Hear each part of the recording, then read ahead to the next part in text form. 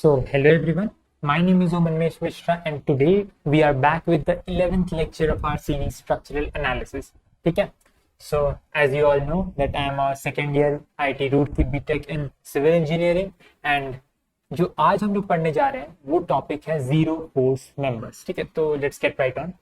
उससे पहले today's lecture हम लोग को पता चलेगा कि कितना ज्यादा इंपॉर्टेंट है ये स्ट्रक्चरल एनालिसिस. ठीक है, व्हेन हम लोग को जीरो फोर्स मेंबर्स मिलेंगे तो जीरो फोर्स मेंबर्स का मतलब क्या होता है. तो zero force member is something. अच्छा, तो यहाँ पे अगर एक बीम है ये ऐसे ही पड़ा हुआ है, there is no force on it, तो इसका मतलब क्या हुआ. इसका मतलब ये हुआ कि देयर इज नो टेंशन और कंप्रेशन इन इट, क्योंकि इंटरनल फोर्सेस होती क्या, इंटरनल फोर्सेस अराइज करते हैं ड्यू टू एक्सटर्नल लोड. अगर एक्सटर्नल टेंशन ही नहीं है, देन टेंशन और कंप्रेशन ही नहीं है, तो कहां से आएगा फोर्स. ठीक है, तो इसका मतलब क्या हुआ, इसका मतलब ये हुआ कि these are some beams which are not carrying any load. Okay, अगर not carrying any load then why are they there, right. तो अगर कोई यूजलेस ही है बिल्कुल, वहां पे कोई लोड कैरी ही नहीं कर रहे, तो उसका वहां पे रहने का मतलब नहीं है. तो इस चीज को तो हम लोग जानेंगे बाद में कि क्यों उनका रहना इंपॉर्टेंट है, बट अभी के लिए हम लोग मान सकते हैं कि उनका कोई जरूरत नहीं है इन द स्ट्रक्चर. ठीक है, उनके बिना भी स्ट्रक्चर विल बी सेफ. ठीक है, तो ये जीरो फोर्स मेंबर्स को आइडेंटिफाई करने में हेल्प करता है स्ट्रक्चरल एनालिसिस. ठीक है, so let's get right on. तो zero force members are what, the members of a truss that actually support no load. तो जिनके ऊपर कोई लोड नहीं आता, then they are known as a zero force members. Identifying the zero force members simplifies the joint method greatly. ठीक है, तो ये बोल रहे हैं कि अगर हमको पहले से जीरो फोर्स मेंबर्स के बारे में पता है, then we can easily simplify the joint method. ठीक है, तो let's take up an example and dig a little bit deeper. ठीक है, okay, so in this example let's see. तो पहले हम लोग जॉइंट्स को देखते हैं. तो यहाँ पे बहुत तरह के जॉइंट्स हैं. We have a roller here, we have a hinge or pin support here, we have a what to say, something like a hinge support but with four members here and also an external force P. Okay, here we have a hinge support with two members, here we have another hinge support with two members. ठीक है, okay, so यहाँ पे let's take up one point, any point, for reference let's take up C. ठीक है, चलो point C को लेते हैं. तो point C, let's now try to draw the FBD.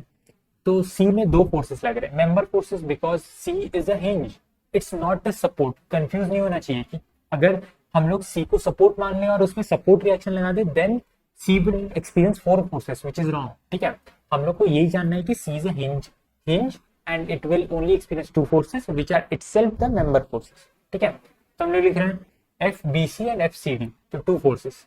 We have here F B C and we have here F C D. Normal convention follow कर रहे हैं, ऑलवेज फोर्स को आउटवर्ड्स दिखा रहे हैं, टेंसाइल फोर्स. ठीक है, ओके, सो FBD बना लिया. Now let us try to apply the equation of equilibrium. Summation FX equals to 0. Summation FX equals to x पे तो एफबीसी है, that implies FBC equals to 0, right. Next summation FY equals to 0. Y में तो CD है, then FCD will be equals to 0. अच्छा, तो इसमें हम लोग क्या मिला, we've got two members FBC and FCD जिनके अंदर फोर्स 0 है. that implies, what this implies is BC, CD are zero force members, right? Okay, so let's see कि और हमें कोई मिलता है कि नहीं. Let's take a look at joint A पे देखते हैं. So in A we have here one force, here one force. क्या क्या है, we have BA and A. Okay, so FBA here and FA here. यहाँ पे कोई भी एंगल होगा theta, let's assume it to be theta. Now let's again apply the equations of equilibrium. Summation fx equals to 0. x में दो forces आएंगे. Let's first apply summation f1. Summation fy equals to 0. तो y में तो we have only FBA sine theta and that is equal to 0. अब हमको ये तो पता है कि थीटा तो 0 नहीं है, क्योंकि सम एंगल तो है ही ना. अगर एंगल है तो साइन थीटा तो 0 होगा नहीं. That implies F B is equal to 0. अगर एफ बी इक्वल टू 0 हो गया, दैट इंप्लाइज, अब समीशन एफ एक्स लिख के देखते हैं. अब बी ए तो 0 हो चुका है, तो उसका कोई कंपोनेंट आएगा ही नहीं, तो एफ एक्स में सिर्फ एफ ए ही बचता है और F A is equal to 0 होता है. ठीक है, तो now we got A and B A also. यहाँ पे we got A and BA also. Let's mark the zero force members. We got BA and AE and BC and CD. We've got four zero force members, that is AB and AE also. यहाँ पे लिख देते हैं AB and AE also. ठीक है, तो we got 4 zero force members. ठीक है, समझ में आ चुका है. Okay, now let's move forward. ठीक है, इस एग्जांपल को देखते हैं. इस एग्जांपल में we have got some many joints, right, बहुत सारे जॉइंट्स. Let's take up a few of them. पहले हम लोग डी को देखते हैं, then we'll analyse F. Joints पे नहीं जाएंगे, where the reactions are acting, we shall analyse only these two. Okay, ठीक है, देखते हैं डी का एफबीडी बनाते. वी हैव हियर, तो डी, तो डी में कितने फोर्सेस हैं? DC D. लेट्स राइट, इधर है F DC, F DE, F DE, and we have F DF.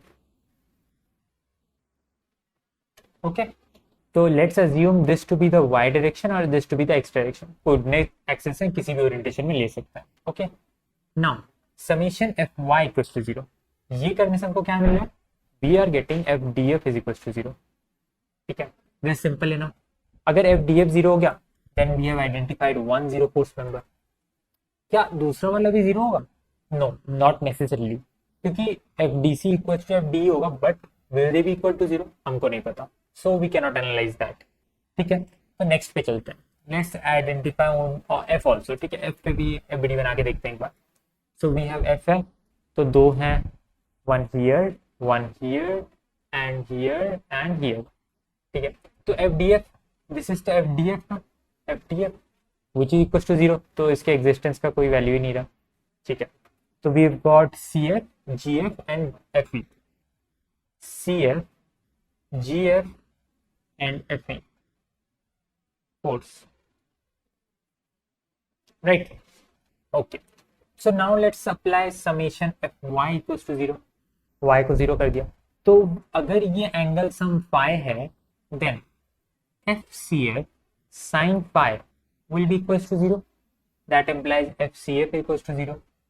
कैसे? Because we know कि अगर, क्योंकि वर्टिकल में तो कोई फोर्स है ही नहीं, तो डायरेक्ट CF 0 होगा, तो कोई एंगल तो एग्जिस्ट कर ही रहा है, तो we can directly write that. Okay.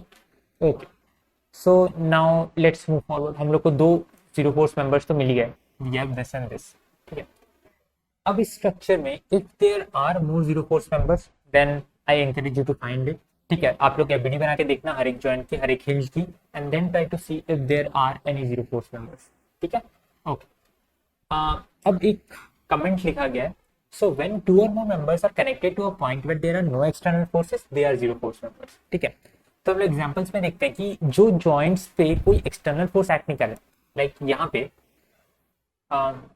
In the joint D and in the joint F, we are not experiencing any kind of zero force members, right? इधर we are not experiencing any force, external force है ही नहीं, external force दोनों तरफ से कोई भी नहीं. That implies these are zero force members. मतलब वहां पे मिलने के चांसेस हैं. It does not say that वो है ही, इट्स जस्ट दैट वहां पे मिलने के चांसेस है. सिमिलरली यहाँ पे वी हैव सी पे and we got 1 zero force member at A also, क्योंकि इन दोनों पे एक्सटर्नल फोर्स एक्ट नहीं कर रहे. Okay, so this is a comment, but you can always try to find out by drawing the video of joints. ठीक है, okay. Now let's move on to the section method. Now section method is very useful if we just need to find forces in some members and not. कभी कभी हमारे questions में ये दिया रहता है कि बस एक मेंबर का निकालो. अगर एक मेंबर का निकालना है और हम लोग जॉइंट मेथड से सारे जॉइंट, सारे फोर्सेस, सारे मेंबर्स के फोर्सेस निकालने बैठ जाए, तो हमारा बहुत सारा टाइम वेस्ट हो जाएगा. तो इसी को मतलब प्रिवेंट करने के लिए we use the section method. ठीक है, so what we do here, make a cut which passes through the forces you need to find. That cut must not reveal more than 3 forces. ठीक है, तो एक cut मारना है and it must not reveal more than 3 forces. Example से समझते हैं.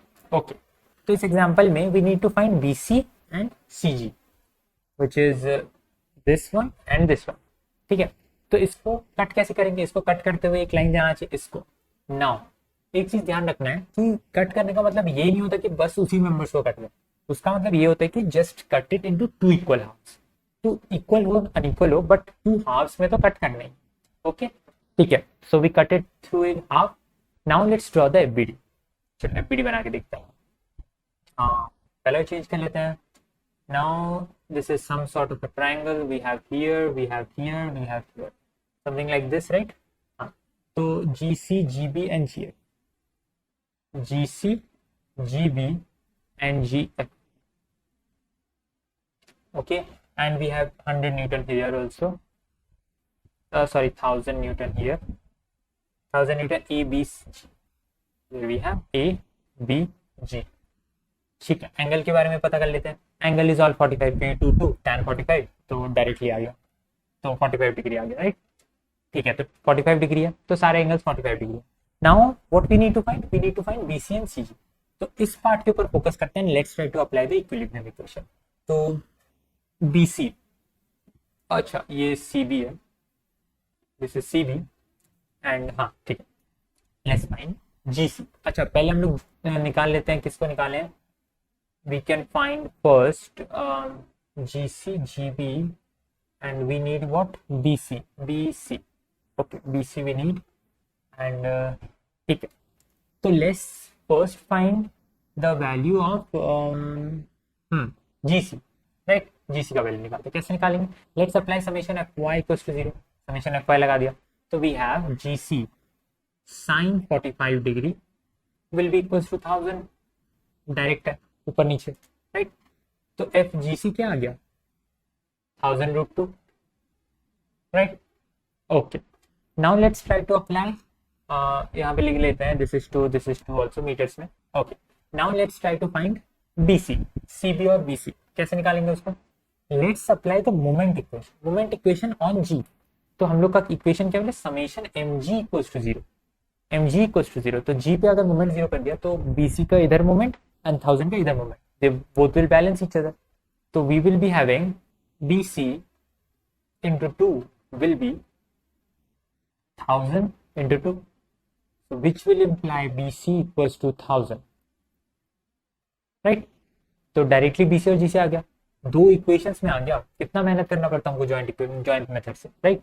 और एक चीज भी हम लोग नोटिस कर सकते हैं कि दिस बोथ आर टेंसाइल. क्यों? क्योंकि मैग्नीट्यूड हम लोग निकाल लिए और डायरेक्शन पॉजिटिव आया. We studied in the last lecture, right? कि अगर मैग्नीट्यूड आया और the direction seems to be positive then it's tensile force, और नेगेटिव आता तो कंप्रेसिव डायरेक्टली ले लेता, राइट? ओके, तो हम लोग ये समझ लिया. आगे आने वाले लेक्चर्स में हम लोग और बात करेंगे और क्वेश्चंस करेंगे इसके बारे में, ठीक है? So that's it for today. So if you want to know more about the 9-pointer community, then you can scan this QR code. You can also join our Telegram channel for more updates. And अगर आपको इस video से कुछ सीखने को मिला, then please like, share and subscribe. I'll see you next time. Thank you. Bye bye.